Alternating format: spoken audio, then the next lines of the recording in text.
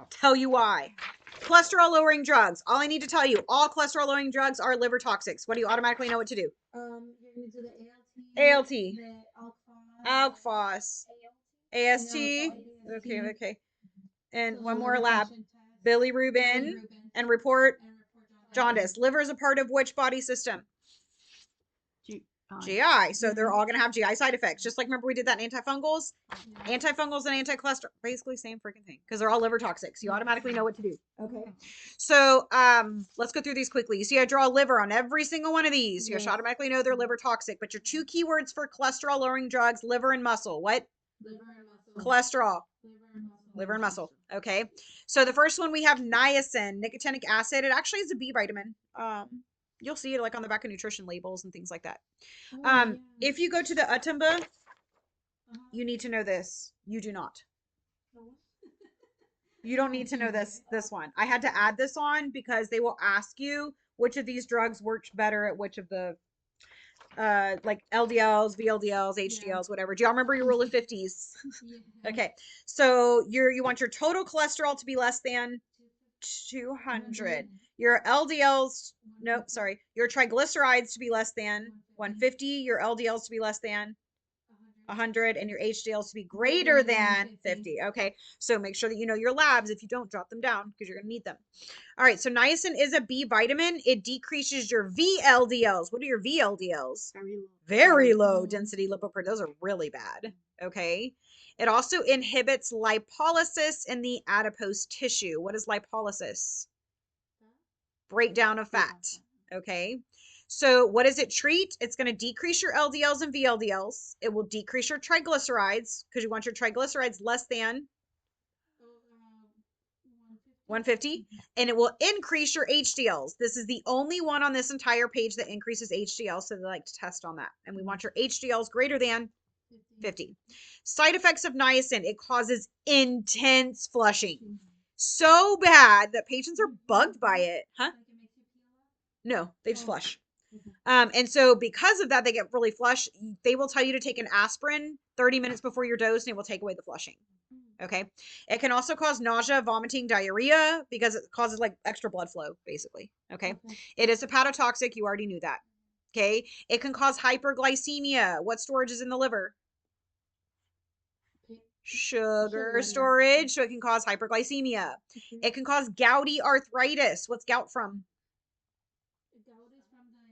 High uric acid. So if the liver can't break down uric acid, you can get gouty arthritis. Okay.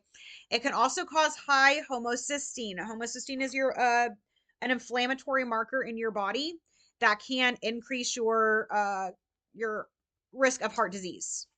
Y'all know the way to decrease homocysteine in your body is take fish oil. That's why they say fish oil is beneficial for the heart because homocysteine is an inflammatory marker of the heart. Okay. So if you don't like the flushing with niacin, you can take aspirin 325 milligrams 30 minutes before the dose, and it will help with the flushing. Watch LFTs, watch their blood sugar, watch their uric acid. If they start getting joint pain, they do need to report that because they could be starting to get gout. Why are we increasing fluids? Flush out the uric acid, right? And then why am I going to have them take a folic acid supplement?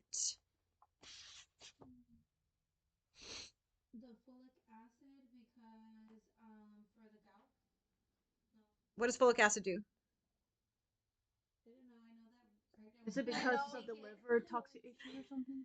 Folic acid, it helps to make up all of your cell membranes. And a lot of patients that are on high doses of B vitamins can be deficient in folic acid because whose job is it to make folic acid and B vitamins? The liver, right? So if it's working on the B vitamins, it may not be making the folic acid. All right, the next drug is Ezetimibe. That's the only drug I cannot say. I can say every single one of these in my sleep. We'll never nail that one. It starts with an E. Okay. And easy drug class, cholesterol blocker. Well, that was easy, right? Okay. So it blocks cholesterol. Easy. Easy. Okay. We'll just call it easy. Okay. It's easy to block your cholesterol. And the way it does that is it doesn't allow your intestines to absorb it. Now, if your intestines ever read something as not food, what do with it? They dump it. So you will get severe diarrhea because any cholesterol you ate, your gut's like, that's not real. And then it dumps it. Really bad diarrhea. All right. So this one, easy. Okay. Easy. Decreases total cholesterol. What do we want our total cholesterol to be? Less than 200. It decreases your LDLs. What do you want that one to be? No, 100. I don't want to keep tricking y'all. It decreases triglycerides. What do you want your triglycerides to be? Less than 150. And it increases your HDLs. You want those to be greater than 50. All right. Hepatitis. We saw that coming, right? Just inflammation. Doesn't mean hepatitis A, B, or C. You didn't get it from sex with easy. Okay. It's just an inflammation of the liver. And then if you piss off the liver, you're going to piss off the pancreas as well because they married, right? So you can get pancreatitis. And then we had 2 keywords for cholesterol lowering drugs. What were they? 2 keywords, top right. Liver and muscle. This causes myopathy. What's myopathy? Something's wrong with Muscle pain, yeah. And then rhabdomyolysis. What's rhabdo? What's myo mean? Muscle. What's lysis? Cut. To kill. It breaks down their muscle. There are 2, actually there's 3, byproducts when your muscle breaks down. We know lactic acid is one of them. Yeah. Myoglobin is another one. Now, myoglobin is a giant molecule, and there's only one way for it to get out of your body, through the kidneys. Well, if the myoglobin is this big, okay, and your glomeruli is this big, it will it will burst through your glomeruli. You'll start peeing blood, and it will cause an AKI. So rhabdomyolysis is a very serious consequence of muscle breakdown that can cause kidney failure. Thrombocytopenia. Why would we see this? Who makes platelets? Liver. The liver. So you may get thrombocytopenia. So you need to watch their LFTs. We need to watch a CBC. Why am I watching their CBC? Because EZ causes thrombocytopenia, low platelets. Why are we watching amylase and lipase? No, it is not. Amylase and lipase. What are those? Those are pancreatic enzymes, and this can cause pancreatitis. You need to report muscle aches. That's for every cholesterol drug, because your 2 keywords for cholesterol lowering drugs are liver and muscle. We do not take EZ with a statin because statins are liver toxic. EZ is liver toxic. Next one is Gemfibrozil with a G. Gemfibrozil. How do you spell that first part? G. Gemfibrozil. And y'all will see underneath, I drew some, it's not on any of the other ones. Is that the pancreas? No. What's right underneath the liver? That's the gallbladder. Gemfibrozil starts with a G. That's the only one that messes with the gallbladder. Okay. Huh? That's nice. You put green. I know. I feel good about it. Thank you. Thank you for noticing. All right. Fibric acid derivative. We don't know how it works. You can't be tested on it. Yeah. This one, Gemfibrozil, is best for triglycerides. It's the best one for triglycerides. If I put a star next to it, it's the best one for that. Okay. It will still increase your HDLs, which is nice. It has no effect on your LDLs. So if they give you a set of labs on the exam and their LDLs are all out of whack, this ain't your man. Okay. Jimmy can't help you. All right. It's going to cause GI side effects. We've seen that with every single one of these because they're liver toxic. Okay. It can cause rhabdo, which we already saw, especially if they're on statins. That's why we don't give any 2 cholesterol meds are not supposed to be given together. It can cause bleeding, especially if you're on warfarin. Gemfibrozil causes the gallstones, G and G. And then we've already seen myopathy and hepatotoxicity. We're going to draw LFTs. You should have already known that was coming. And then what's a PT? Prothrombin time to make sure they're not bleeding. Good. All right. Again, report muscle aches. Muscle. You are seeing that with cholesterol? Muscle. Do not take with a statin. That's too liver toxic. And do not take with warfarin or it will make you bleed. Okay. All right. Last one. Can we make it? Yes, we can. Statins. Highly testable drugs. Terrible drugs. Okay. All right. So the first one is no, it's Atorvastatin. AT. Atorvastatin. I gotta make sure it's spelled right. I know for sure it's AT though. The second one is Simvastatin. SIM. Let me double check my spelling. Hold on. Yeah. SIM. And then the last one is Lovastatin. LOVA. Lovastatin. They all end in statin. You can take that one to the bank. If a drug ends in statin, it is a statin. Okay. Now don't panic when I say the drug class because it sounds scary, but it's really easy. It is an HMG-CoA reductase inhibitor. All that is, HMG-CoA reductase makes cholesterol. So we're blocking The thing that makes cholesterol. That's it. That was easy, right? Okay. So statins work best on LDLs, but they will also increase your HDLs. Y'all know the only way to increase your HDLs naturally, what's the only way to do that? Exercise. If the exercise isn't working or you don't want to do it, then they'll put you on a statin. These are one of the worst drugs I think have ever hit the market. These are horrible. Okay. All right. So they promote or they how do I say this? They market them as promoting plaque stability. What does that mean? You know when you get plaque? The cholesterol, the buildup makes plaque in Mhm. our vessels. And then what happens if a piece of that breaks off? It can go and lodge somewhere, causing a stroke or an MI or whatever. So they say like, oh, it'll just make your plaque stay there. I don't even want my plaque to stay there. Like, I don't. Why are you giving me a drug that makes my plaque stick in my vessels? But whatever. They'll say that it decreases inflammation at the plaque site.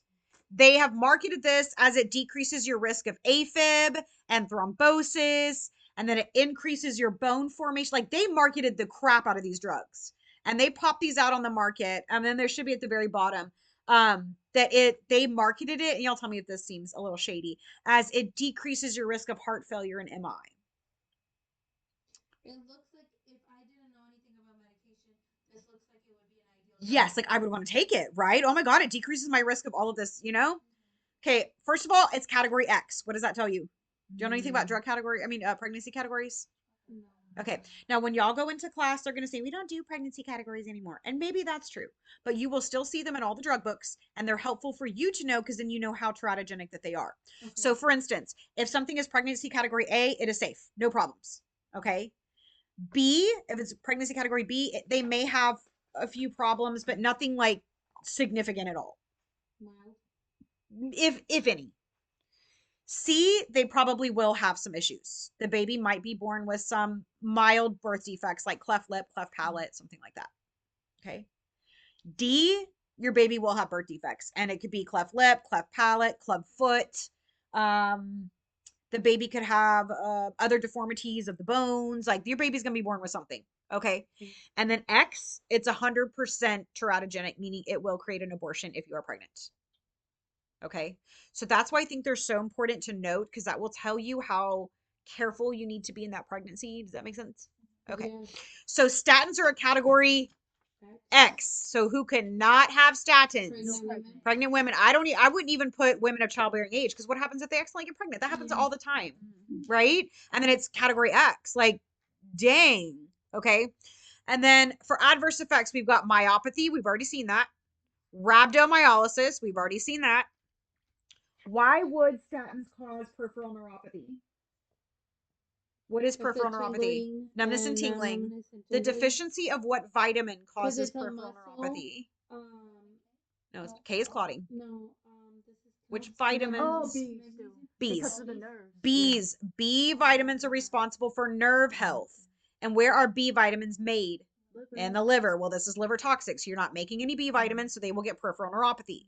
It is also severely hepatotoxic, and it causes no big deal kidney failure. So your liver and your kidneys are going down. Failure, kidney failure. Okay. And then there is another drug that is called rosuvastatin. I am only mentioning it because it had race in it, and they love to test on race questions. So rosuvastatin can increase your risk of rhabdo. So rosuvastatin increases your risk of especially in Asians. So do not use rosuvastatin in Asians. Don't do it. You know what? Don't stay off these, period. Okay. And no big deal. You also have dyspepsia, cramps, flatulence, constipation. It'll kill your baby. It's hepatotoxic. It's kidney toxic. You're going to get rhabdo, which is going to cause you to go into an AKI anyway. You can't feel your arms and legs. All your muscles hurt, but your cholesterol, spot on. All right. They love to test on when to give this. You give all your cholesterol drugs at nighttime because that's when most of your cholesterol is made. Okay, at nighttime. So you need to monitor LFTs. We already knew that. And then a CK. Do y'all know what a CK level is? It sounds familiar, doesn't it? Yeah, it does. It's the ones for the heart, because there's like There is one. The CK&B is specific to the heart. The CK can be for anywhere. Do you remember what a CK was? CK&B was? No. So a CK&B we probably talked about in like an MI. It's okay. It's an enzyme that tells you that there is heart muscle breakdown. That's the MB. But just the CK by itself stands for creatinine kinase. Creatinine kinase. And it comes out when there is muscle breakdown. Remember I told you there's 3 byproducts of muscle breakdown. Now you know all 3. Name them. There's one more. Number 1, what are the byproducts of muscle breakdown? Lactic acid. Well, you just learned one, so creatinine kinase, good. And then the last one I talked to you about, no, that's inflammation of the heart. The last one I told you causes rhabdo. I said it was a big molecule. It has to go through the little myoglobin.